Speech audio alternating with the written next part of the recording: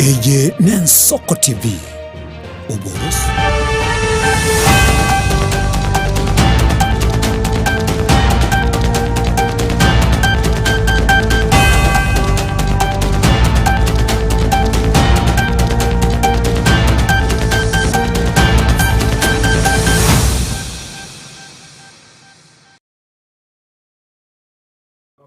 Omwancho murigereria mbiya mono kegima soko gendera gutigara imeye geteseni gya Nsoko TV aso kwegokia asemiroberi ao egitokoretera ubutuko no mubaso na ndigo ngusabanga kwa tubwatigaria semitandao yaito TV Nsoko boigo ase YouTube na Facebook erio kwenyorere miroberio eria egokogokia egogosemia na gukumanya ngorukunga edina mora kingusabanga igonde yange guchokoa amangana Amayia asenchera yobwenge Chinsa chiga Ikomi kingusabanga taramo na inche.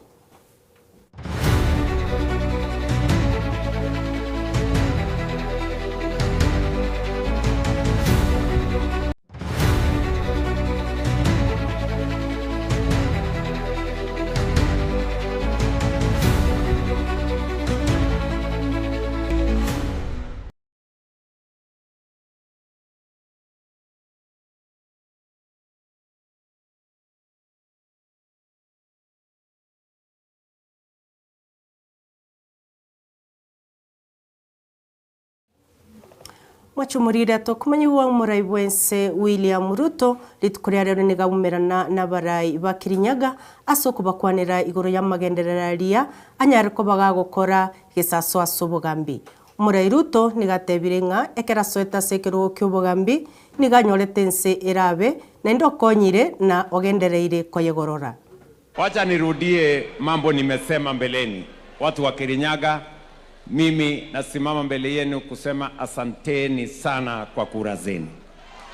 Asanteni sana kwa kunipatia nafasi ya kuwa kiongozi wa taifa letu la Kenya. I don't take it for granted. Hiyo sio nafasi ya kawaida, sio nafasi rahisi. Mimi nasema kwenu asanteni sana. Na kwa sababu nilikuja Kirinyaga, nikawatembelea, tukaongea na tukakubaliana ya kwamba tutatembea safari ya kutafuta uongozi wa Kenya pamoja na nyinyi. Na hiyo nafasi mkanipatia na mkanipatia maagizo, si ndio? Muliniambia kuna kazi lazima ifanyike. Na mimi nataka, kwa sababu mimi ni mfanyikazi wenu kwa kura zenu, nataka niwapatie na kidogo ile kazi tulikubaliana na nyinyi mahali hiyo kazi imefika. Si ndio? Si mulinipatia kazi? Muliniambia mambo karibu 5. Ya kwanza, muliniambia mambo ya uchumi. Mkaniambia nipange uchumi. Nyinyi mnaelewa.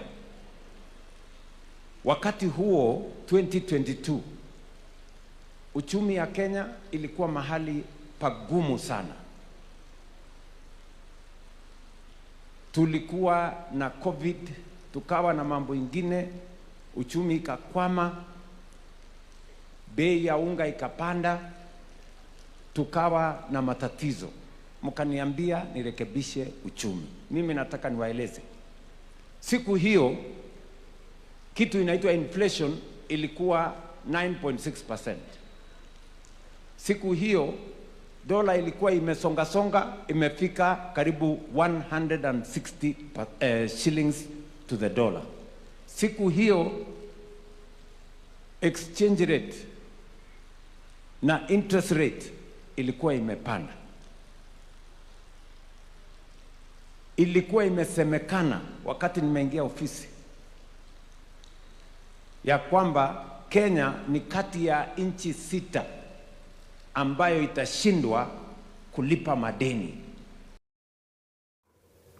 Na mukonyi bumurai bwense Kithure Kindiki orairo musangerekano bubonchoreria bwe sector cy'abanyene aigasomo cyo Nairobi igikarekyo gentunda kemerongebere na bibere ekyo gekorekana kero mwaka nigo gekeranwa na bonchoreria ao kurwase chinse cha Afrika ase kindi kiatebire nigo chinchera gose atebire chinchera kireba gocho gutumika eri kubwaterana ne chinse chinde eri gutingia obonchoreria.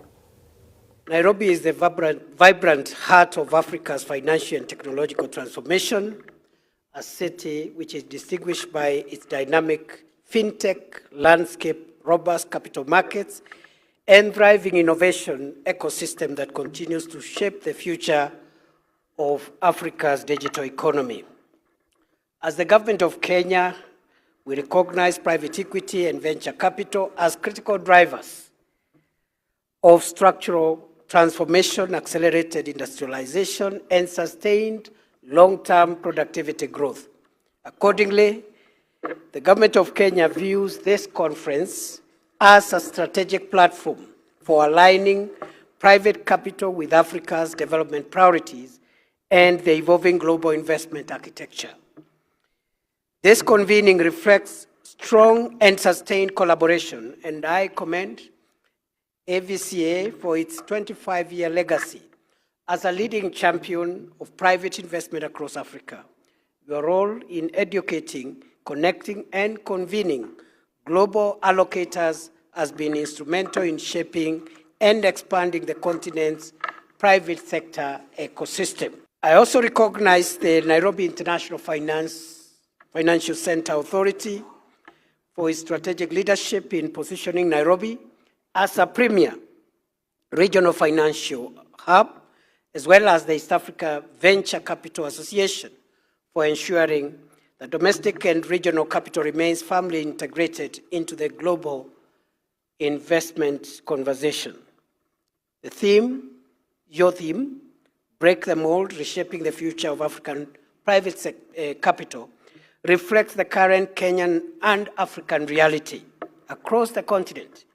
We are actively rethinking on how we finance development beyond traditional reliance on public debt towards the mobilization of private capital to drive sustainable. Omwaziri omonene Musalia Mudavadi noria wubotari ne chingiti choro sana Rebecca Miano bariganirie chingiti choro sana echo chimanyekanete buna Mountain Bongo gose chingabi kurwa sense ya Ezek Republic asegeti gechindege gya Chomo Kenyatta batebire chingiti echo cyagosereire gusira asomo barobe nsengi mole inse ye chingiti emiyemo nigo chibonerete kurendwa na gusararwa Boigo nigo batebire nga chingiti echo nigo chiromo ngusomonene gucha sabatari imene isiko yense ya Kenya asebono chikoimoke igoro esekta yobotari. Today we are here to receive 4 bongos that have crossed timelines to come here to Kenya to add to our heritage. And this is a testimony of our conservation efforts and especially to the endangered species. We are very grateful for the partnership that we have seen today. Government, private, international community, all in an effort to rehome the bongos.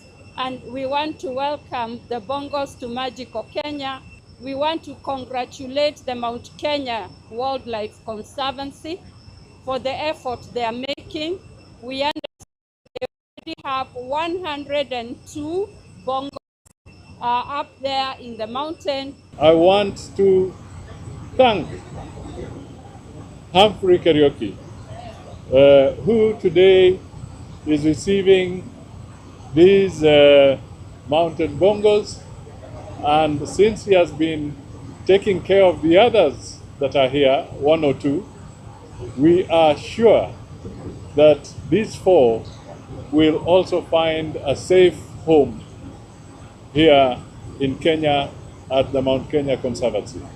It's a great day today to see that at the end of the day, these animals were exported from the place where they are going back today.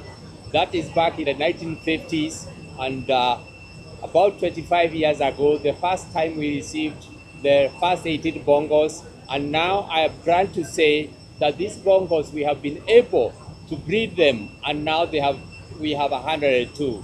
Why do we need to import more? It's just to improve the genetic makeup, because as we the more you maintain the animals and the more they breed together with the others, they become weaker. So at this moment, we are able to bring these bongos, the 4 that have come, and we will be able now to improve that genetic makeup and be able to see that they grow to the next level that we want. Omo Vice Chancellor we University ya Masai Mara, Professor Penina Alo Odutho, oborire abamenyi ba Narok batige kuna chemete gusamba makara aseng'encho nige koirera gusarika kwerinani na gusaria obumenyo bw'eching'iti cyoro sana.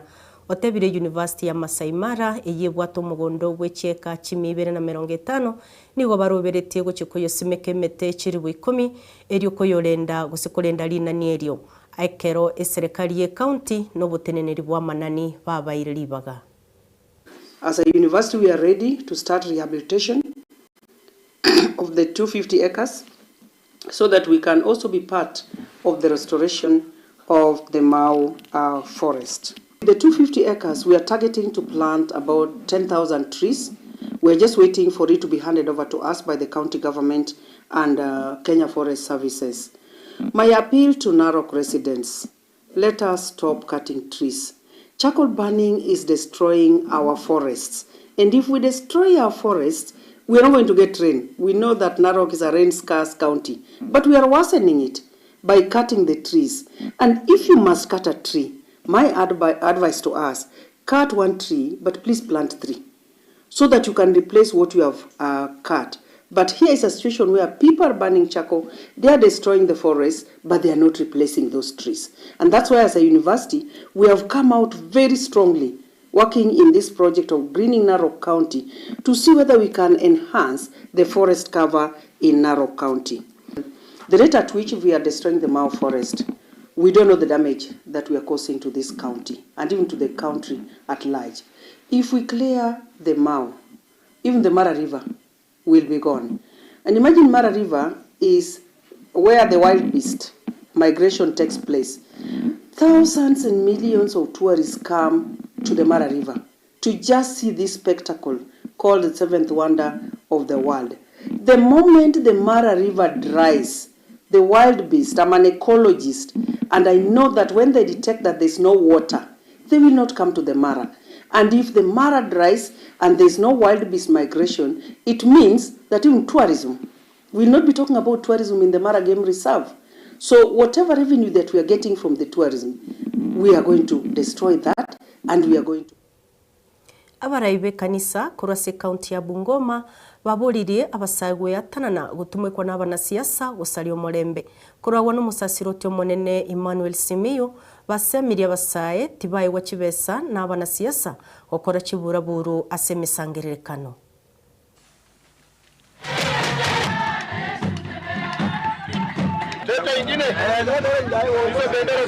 Tuwe na moyo wa kujituma kutafuta riziki kwa njia iliyo halali.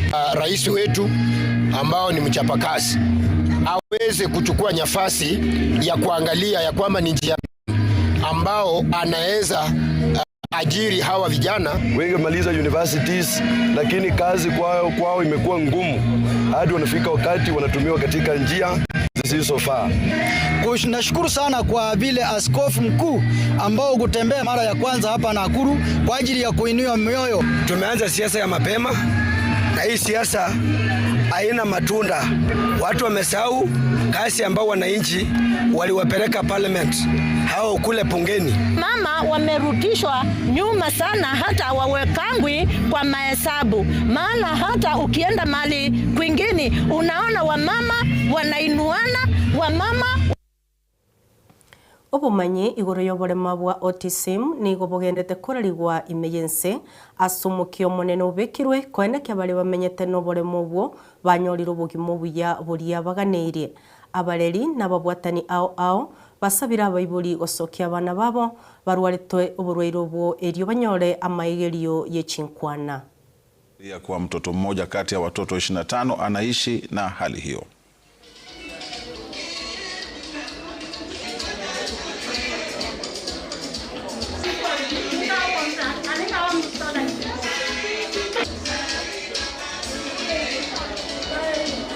some challenges I majorly face are parents who have already succumbed to the stereotypes of the society.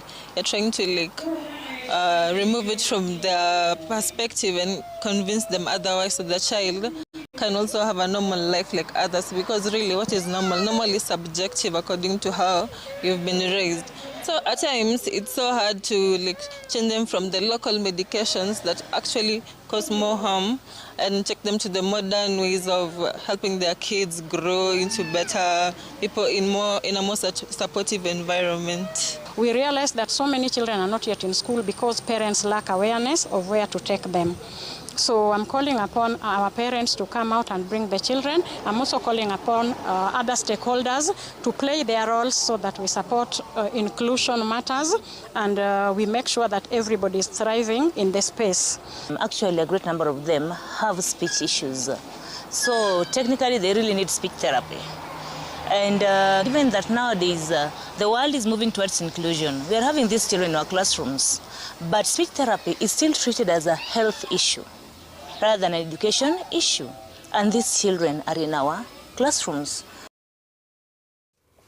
Umwachumurigeria mbia mono na yinaro amangana mayasenchira yobwengi Chinsa chiga cha saa 10 na inde tubwati asobwagare abwenseyemo ne Chinsa seto cha botuko gendera gutigara ime ya Nsoko TV na utakire morogo bengi ya elitariane ne dinamura.